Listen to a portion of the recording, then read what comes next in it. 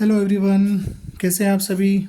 आशा करता हूँ आप सभी बहुत अच्छे होंगे और बहुत अच्छे से अपनी जो कक्षा 10वीं की पढ़ाई है वो कर रहे होंगे। तो कक्षा 10वीं में मैथ्स का जो चैप्टर 3 है उसकी एक्सरसाइज 3.2 का ये क्वेश्चन नंबर 3 है। उसका पहला क्वेश्चन बहुत ही महत्वपूर्ण प्रश्न है और ये भी वीवीआईपी की कैटेगरी में आता है। ये एग्ज़ाम में पूछा जाता है, इसकी तैयारी हम करेंगे।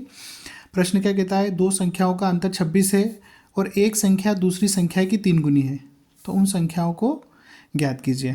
ठीक है, तो इसके लिए हम क्या करेंगे, यहाँ दो संख्याएं दी गई हैं और उनका अंतर दिया गया है। ठीक है, और तो हम क्या करते हैं, मान लेते हैं कि माना एक संख्या x तथा दूसरी संख्या y है तथा इसमें एक चीज़ और आपको मानना पड़ेगी कि कोई एक संख्या बड़ी रहेगी, है ना।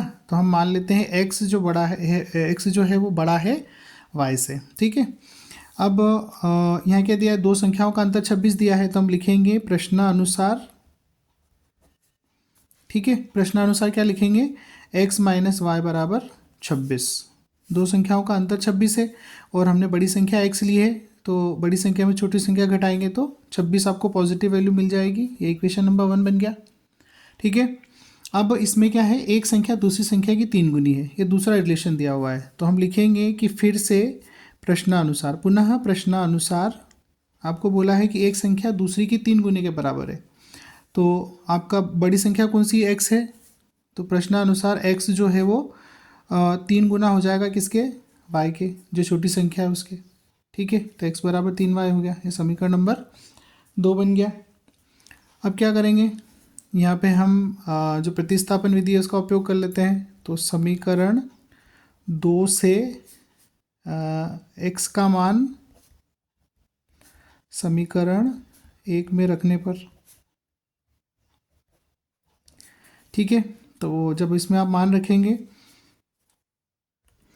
तो इसमें जब आप मान रखेंगे तो क्या मिलेगा आपको, समीकरण 1 में x का मान रखेंगे, x की वैल्यू 3y है, यहाँ x की जगह आपने 3y रखा, 3y माइनस वाई बराबर 26 हो गया। अब 3y में से y को आप माइनस करेंगे तो क्या मिलेगा, 2y बराबर 26। तो y बराबर 26/2, 2 से काटेंगे इसको आप तो 13 आ जाएगा। तो y बराबर 13, मतलब जो एक संख्या आपको है, छोटी संख्या जो मिली है वो क्या है, y मिला है। ठीक है, अब y का मान कहाँ रख देते हैं, y का मान समीकरण 2 में रख देते हैं।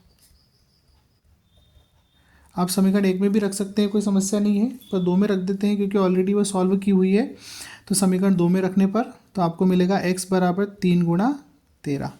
ठीक है, तो x की वैल्यू आपको मिलेगी 39। तो वे दो संख्याएं कौन सी हैं जिनका अंतर 26 है और एक संख्या दूसरी संख्या की 3 गुनी है, तो वे संख्याएं हैं 13 और 39।